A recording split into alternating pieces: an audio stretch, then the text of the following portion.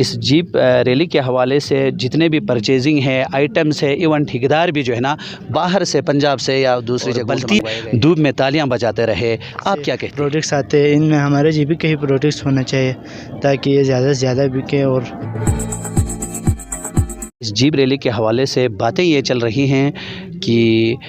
اس jeep rally کے حوالے سے جتنے بھی پرچیزنگ ہے، آئٹمس ہے، ایون ٹھیکیدار بھی جو ہے نا باہر سے پنجاب سے یا دوسری جگہوں سے منگوائے گئے اور بلتی دھوپ میں تالیاں بجاتے رہے، آپ کیا کہتے ہیں؟